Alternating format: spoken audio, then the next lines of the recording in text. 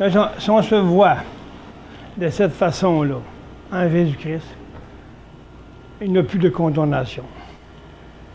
Parce qu'on se voit ressuscité. C'est notre foi qui fait en sorte de sauver notre âme. C'est ça que Paul nous parle. Il nous dit, courez pour le salut de vos âmes. On parle d'un salut de l'âme, pas de l'esprit. Il faut démêler ça, ces affaires-là. Parce que les gens meurent à cause de ça. Ils sont toujours après à dire, je péché, je pêche. Dans le temps qu'ils pensent qu'à pécher, ils n'avancent pas. Parce qu'ils se sentent coupables et condamnés. Il n'y a plus de condamnation pour ceux qui pratiquent et qui vont voir qu'il n'y a plus de condamnation parce que le condamnateur ou le tueur, la malédiction a été crucifiée, elle est morte. C'est pour ça que Paul, il n'y a plus de condamnation pour ceux qui vivent en Jésus-Christ. Il ne dit pas avec et ainsi de suite, oui, mais il dit en Jésus-Christ. Il dit, il n'y a plus de condamnation, aucune. Il n'a pas dit qu'il y en avait une.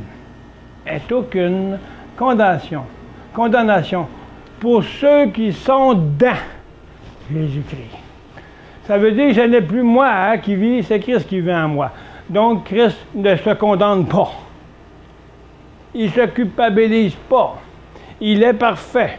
Donc, pour nous, que nous sommes parfaits en Jésus-Christ, nous n'avons plus de condamnation pour nous qui sommes en lui. C'est pour ça que le peuple de Dieu meurt, il n'avance pas parce qu'il se sent tout le temps des péchés, puis péchés, parce que on entend, si quelqu'un a un péché, s'il y a ça, ils ont tout après flatté pour les garder dans le péché, dans la culpabilité. On n'a pas ce qu'il faut pour en démontrer au peuple de Dieu qu'ils n'ont plus de condamnation. Parce qu'ils vivent sa condamnation, même s'ils sont chrétiens. C'est pour ça qu'ils se perdent. Ils perdent la vie d'être régénérés.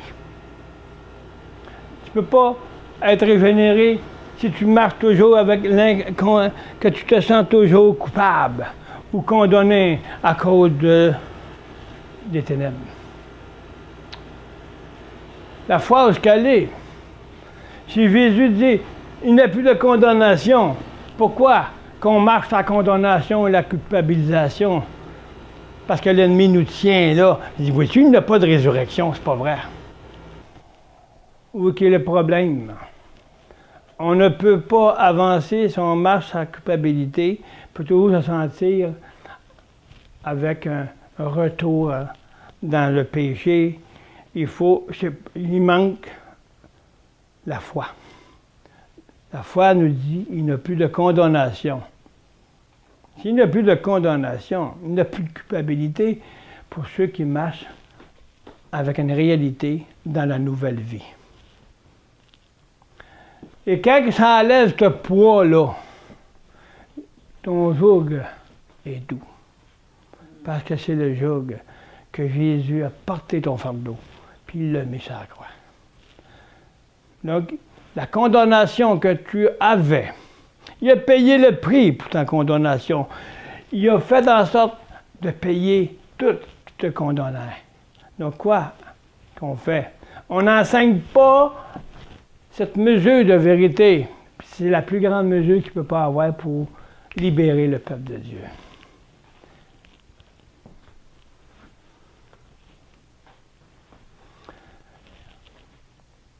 À chaque étape de notre vie, le sang, il faut qu'il soit toujours en position de reconnaître sa puissance.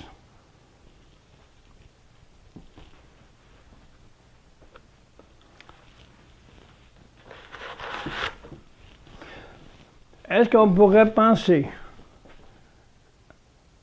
le matin, quand la lumière est, qu'est-ce qui était écrit dans mon livre aujourd'hui?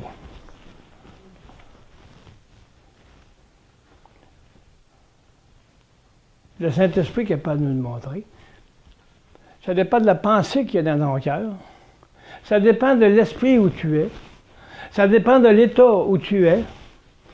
Si tu restes en te levant dans un état qui est en communion, le Seigneur va faire en sorte que son esprit te guide pour faire en sorte que ce qui est écrit dans ton livre. Il va même le Seigneur peut voir en avant. Le Saint-Esprit voit. Mais qu'est-ce qui est écrit dans ton cœur le jour-là? Il se fait mettre en lumière par le Saint-Esprit.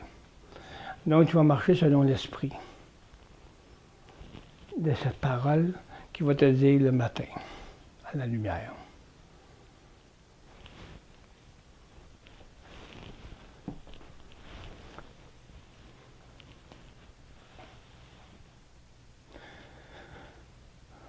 Donc, à chaque instant, à chaque étape de notre vie, le sang est nécessaire pour que le Saint-Esprit nous fasse reconnaître l'importance qu'il a aux yeux de Dieu. C'est le Saint-Esprit qui va nous faire reconnaître l'efficacité, l'importance de cette alliance que nous avons faite avec Dieu. Ou plutôt que lui a fait avec nous. Si je ne reconnais pas la puissance du sang, je ne pourrai pas reconnaître les autres aspects. Ça prend le sang, comme je le dis, et je répète. C'est le sang qui rouvre toutes les portes. Dans Jean 4, 5, 1 Jean 5, 4 et 5. Car la nature divine qui nous a été communiquée triomphe du monde. Comment? Hey, c'est simple, hein? La nature divine qui a été communiquée a triomphé du monde. Wow! C'est une belle parole.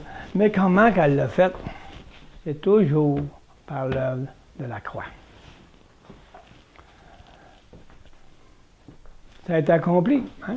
Mais nous triomphons du monde par la nature et dans la nature divine. Il nous a été communiqué triomphe du monde. La puissance victorieuse par laquelle nous triomphons du monde, c'est notre foi. Ben, ah oui. À quoi? À ça. À la croix. C'est le chemin qu'il faut pratiquer. Le reste suivra.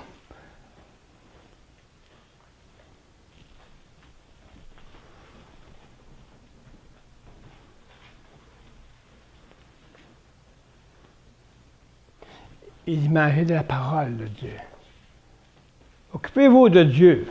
Occupez-vous de le connaître, lui. Puis le reste suivra. C'est ça qu'il veut dire. On n'a pas à s'inquiéter de d'autres choses. On a à s'inquiéter de le connaître, lui. Pour qu'il soit la lumière en nous. Qu'il soit en communion avec lui et en lui. Et eux en nous. C'est ça qui nous importe.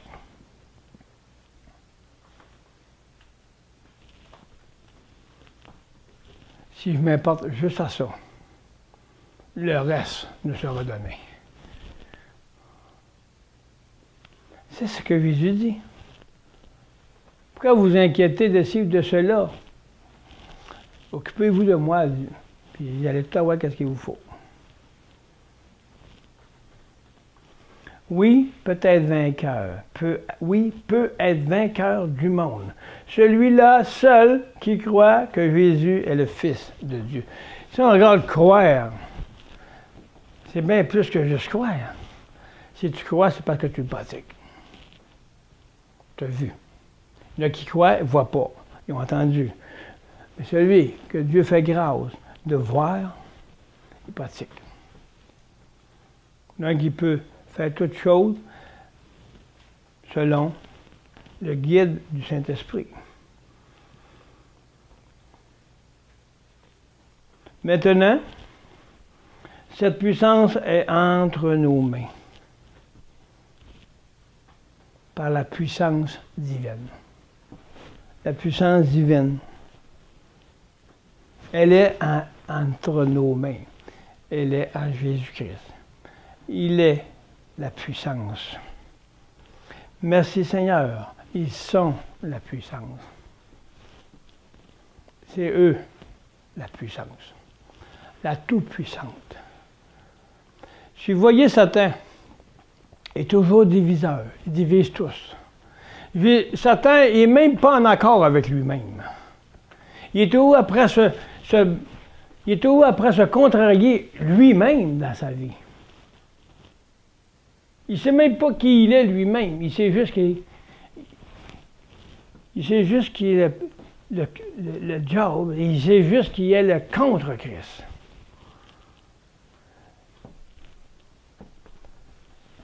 Lui, il ne connaît pas. Il connaît Dieu. Il connaît la puissance de Dieu. Puis il sait qu'il est vaincu. Nous, est-ce qu'on le croit? Satan lui-même fléchit les genoux.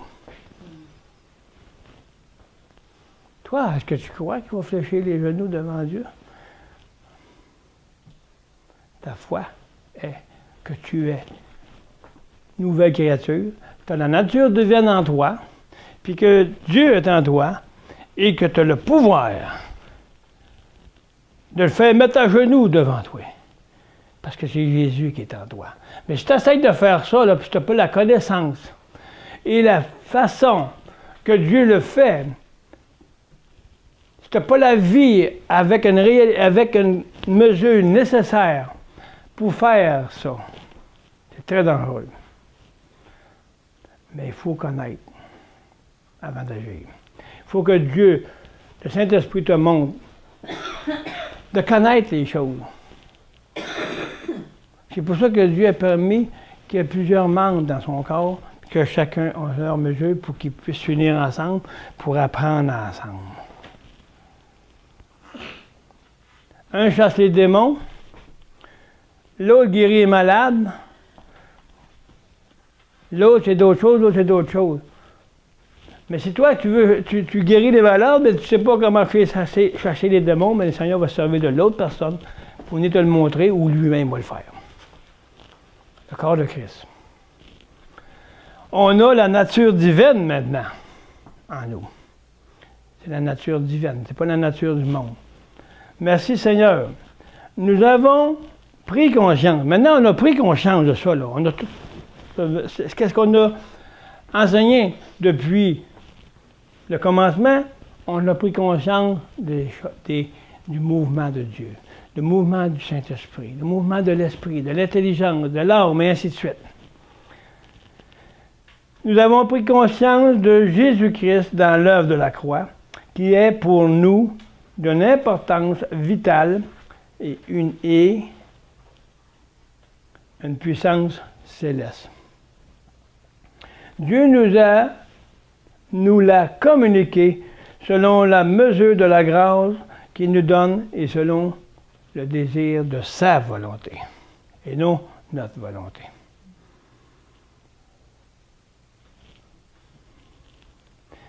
Dépendant de l'humilité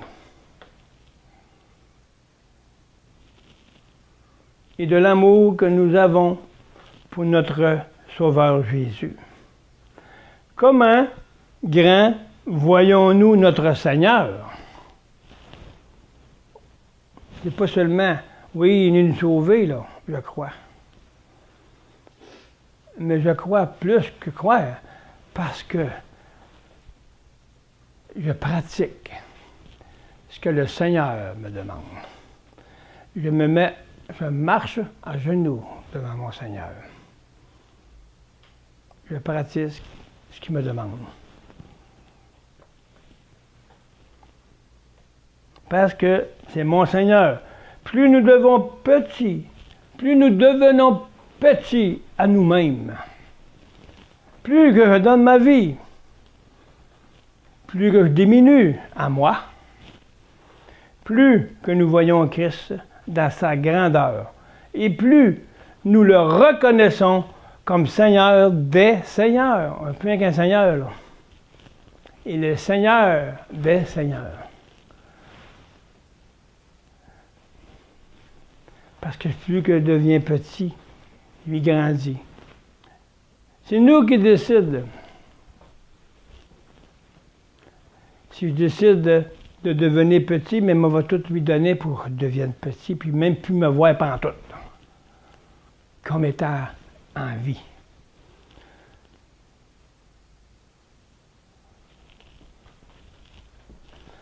Et quand j'atteins cette mesure,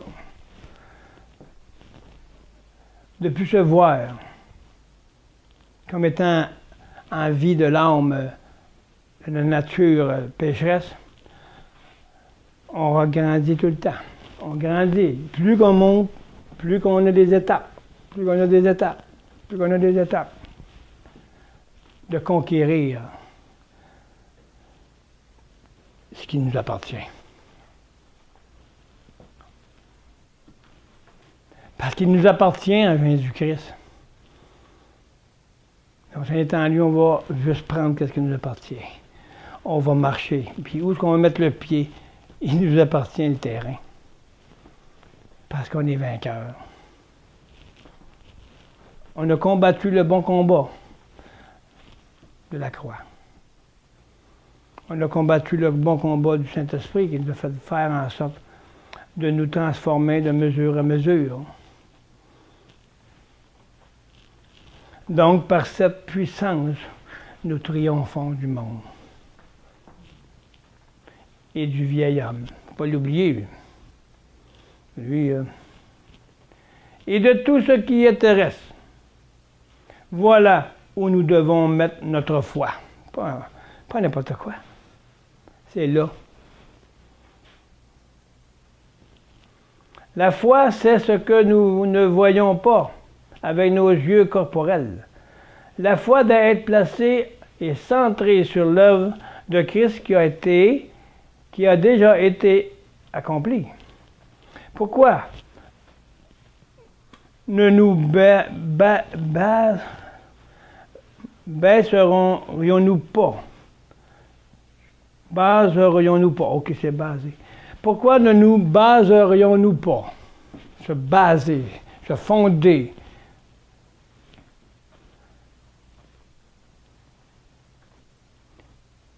Sur la connaissance du Fils et ce qu'il a accompli.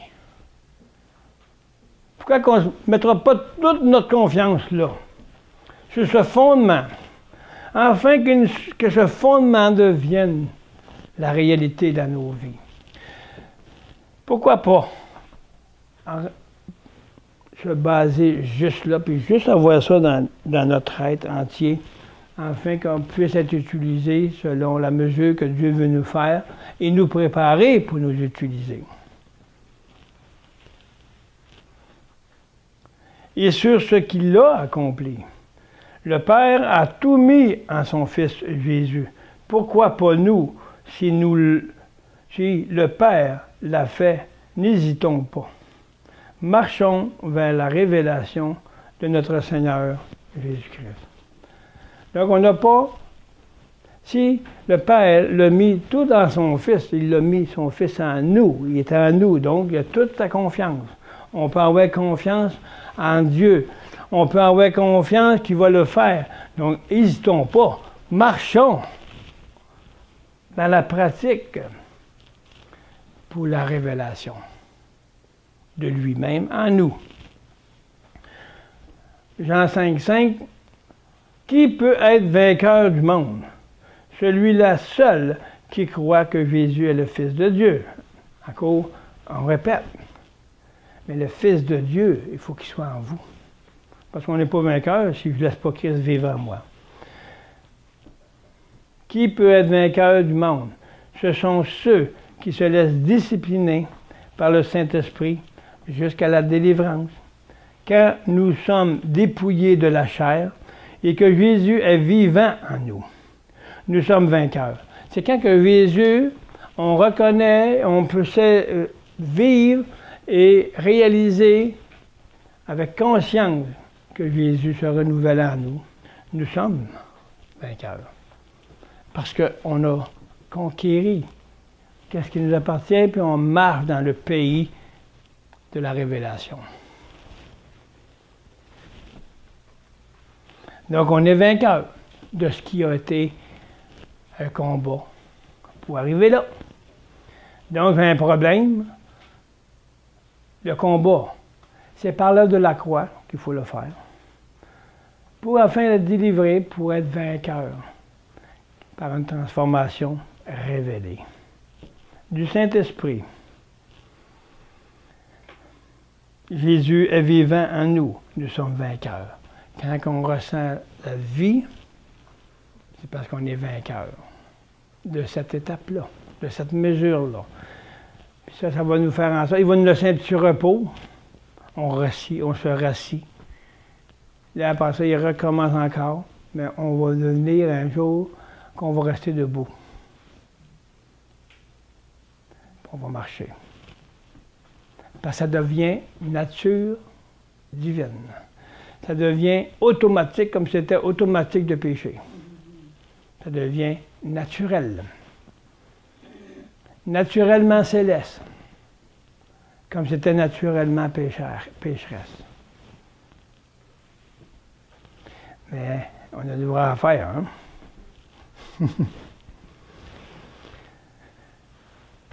Nous sommes vainqueurs du monde parce que le Saint-Esprit nous renouvelle en Christ d'étape en étape. C'est cela, être vainqueur et avancer de victoire en victoire en Christ.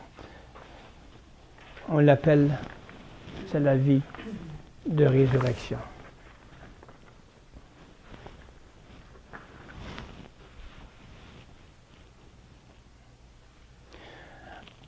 Dans Romains 8, 37, mais dans tous ces combats, celui qui nous a tant aimés est près de nous. Et avec lui, nous restons vainqueurs et nous allons de victoire en victoire. Oui, c'est la Romains 8, 37. C'est la parole qui parle. Si on écoute la parole et on l'apprend en considération, on la met dans nos pensées, le Saint-Esprit va pouvoir descendre ça jusqu'à nos sentiments et on va vivre la victoire. Et ensuite une autre victoire. Et ensuite un autre. Et jusqu'à rendu à un certain moment, il va dire, OK, tu es prêt à envoyer. Marche. Parce que les combats, il faut apprendre à le laisser à lui pour que lui le fasse en nous. C'est lui qui est la tout-puissant. Nous voyons dans ce verset que Dieu est amour, car dans tous les combats, il nous soutient.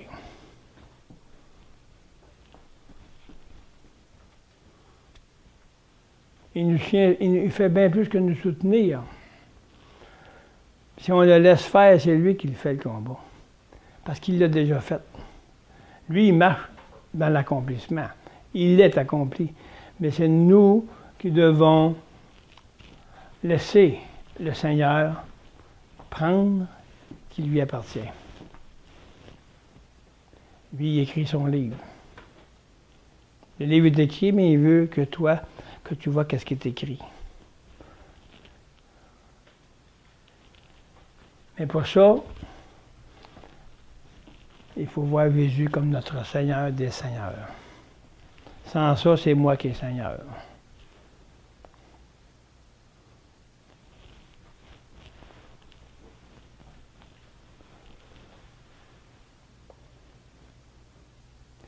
Oui, dans le Seigneur, tous nos fardeaux reposent sur lui. C'est pourquoi dans la délivrance, nous comprenons ce que cela veut dire quand il dit « mon joug est doux ». C'est sûr. Quand on peut ressentir et vivre cette délivrance, mon joug, mon fardeau est tombé. Mon joug et doux. C'est le Seigneur. Parce on a saisi qu'il l'a porté, mon fardeau. Donc je deviens léger parce que je n'ai pas de fardeau. En lui restons vainqueurs et allons de victoire en victoire. Oui, en reconnaissant de jour en jour, à chaque instant, qu'il est notre vie. Nous restons dans la pureté, toujours prêts à écouter le Saint-Esprit. Parce que si je ne reste pas dans la pureté, par le processus qui est devenu ma vie, je ne pourrai pas entendre le Saint-Esprit. Il faut que j'aille toujours cette alliance-là du sang comme étant ma clé de toute ouverture à mon esprit. La clé de la porte de mon esprit. C'est ça, non? Amen, amen, amen. Toujours par la grâce de Dieu, notre esprit demeure libéré et reste en position de communion avec le Saint-Esprit, parce que mon esprit est en état de recevoir. Elle n'est pas distraite, elle n'est pas influencée, elle écoute, elle ne dort pas, elle est réveillée. Je suis dans un état. Parle-moi, Seigneur.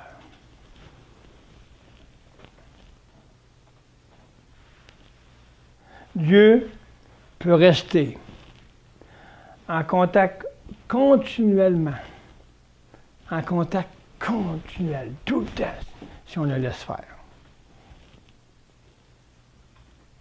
Et nous transformer au fur et à mesure dans la vie de résurrection en Jésus-Christ.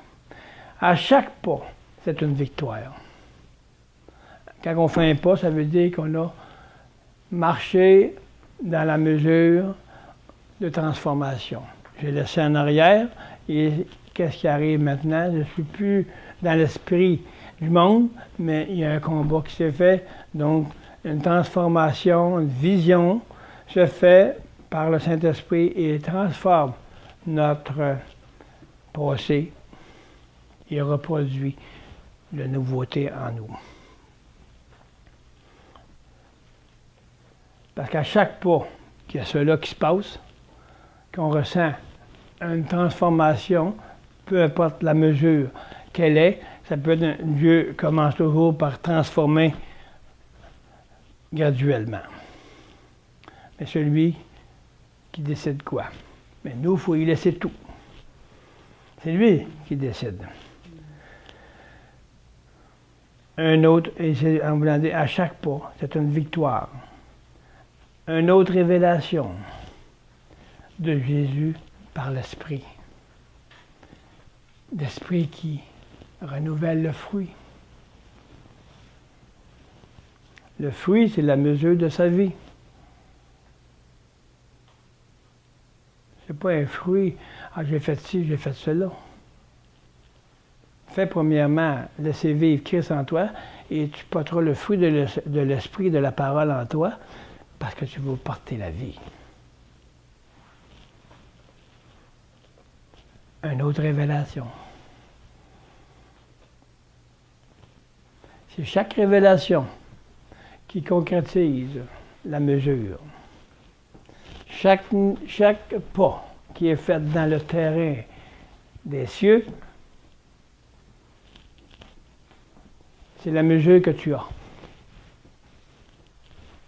Et quand la mesure sera rendue dans une certaine perfection pour pouvoir être utilisée et envoyée, tu vas partir.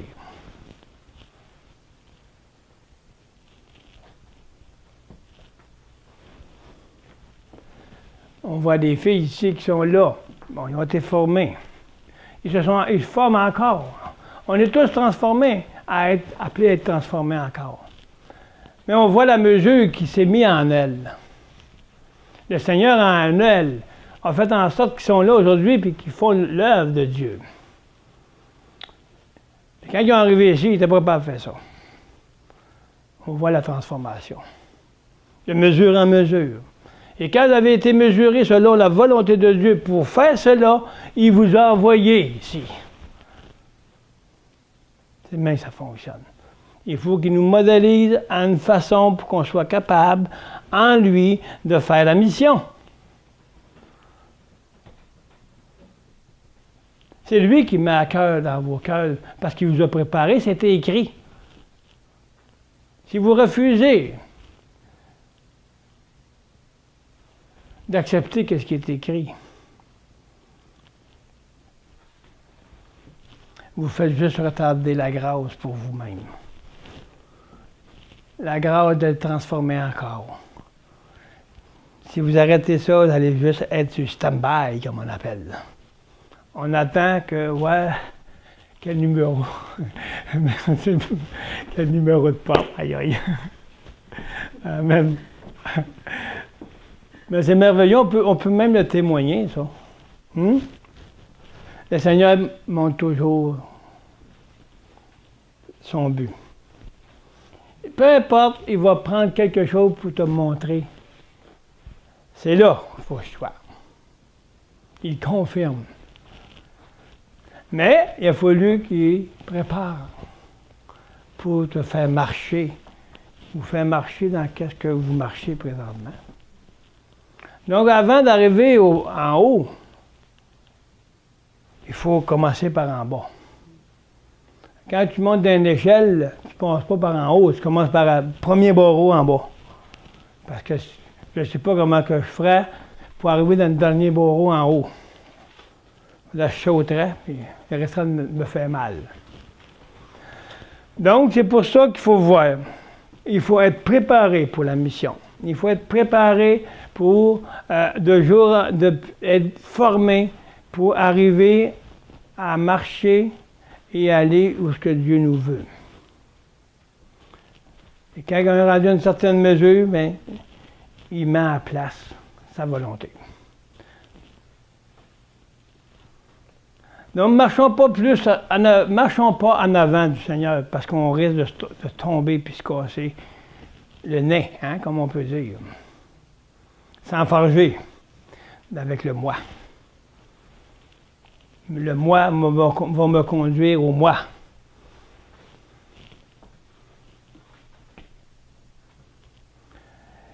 Il faut souffrir. C'est dur de me donner sa vie. Accepter que le Seigneur soit ma vie. Pierre 5 le dit. 5:10. Mais quand vous aurez souffert un peu de temps, Dieu, l'auteur de toute grâce, qui vous a appelé à sa gloire éternelle, on dit, dans la communion du Christ, dans la communion du oint de Dieu, vous révélera et vous relèvera lui-même. C'est lui qui va le faire. C'est pas nous. Vous relèvera. Donc, si tu tombes, c'est lui qui va te relever parce que c'est lui qui t'a connu en communion, qui vit en toi. Mais si tu le vis avec toi, ça va être... C'est pas pareil. Il vit avec toi, mais il vit aussi en toi. Pour qu'il soit avec toi, il est là, mais il faut qu'il soit en toi pour que lui te relève. Tu ne peux pas te relever par toi-même. Parce qu'il dit, vous relèvera. Dans la communion du Christ, vous relèvera.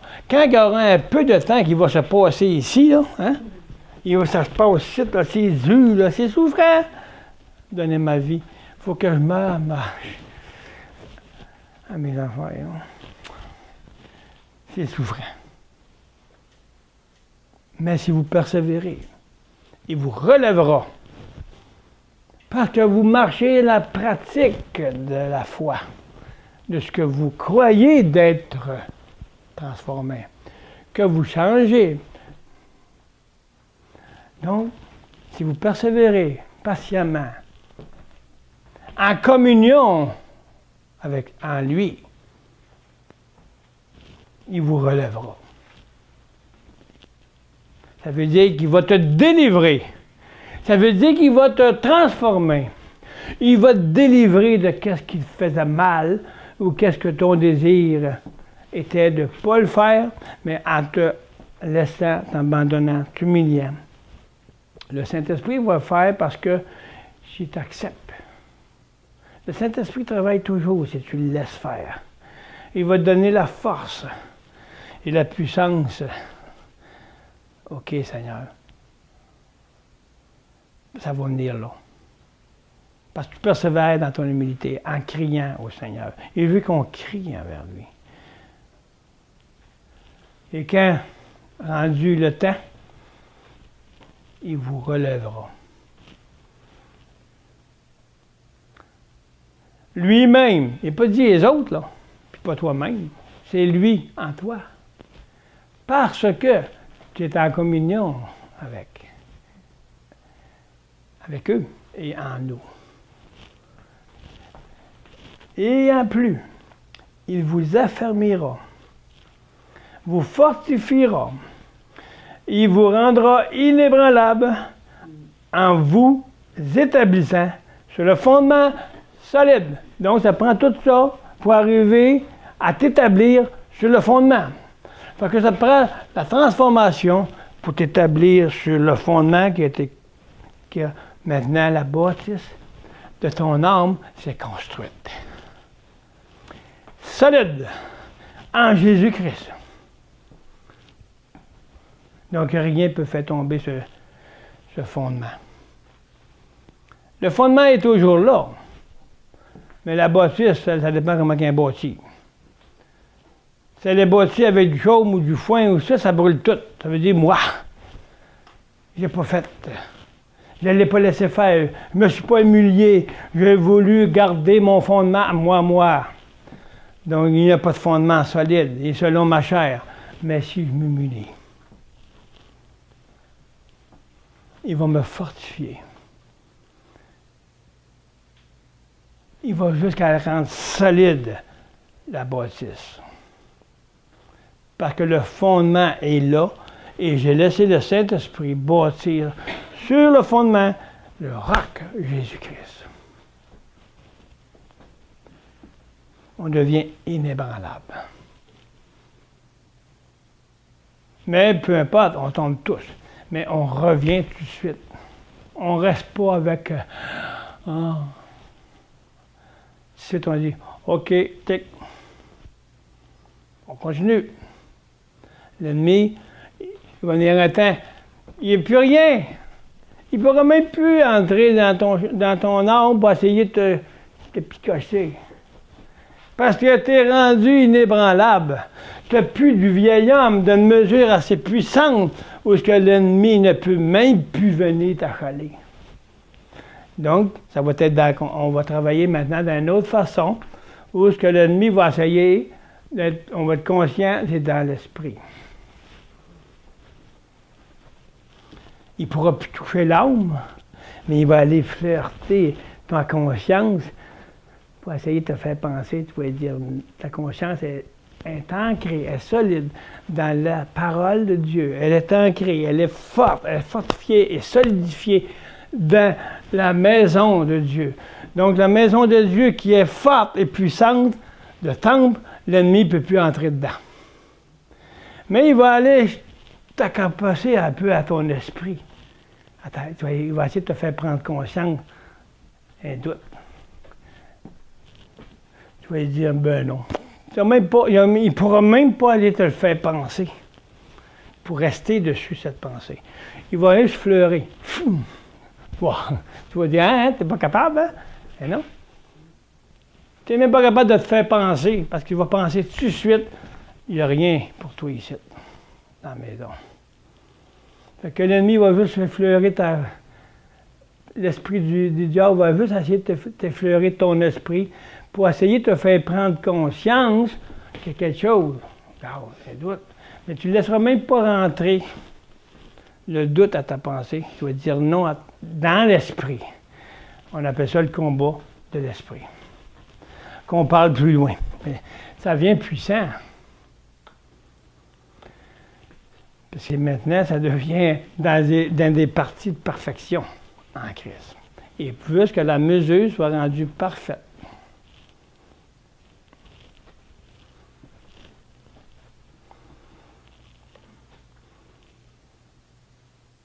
Éphésiens 4,13, il nous a donné ses frères pour que nous parvenions à une réelle unité par le moyen de la foi et d'une parfaite connaissance au Fils de Dieu. On parle de perfection.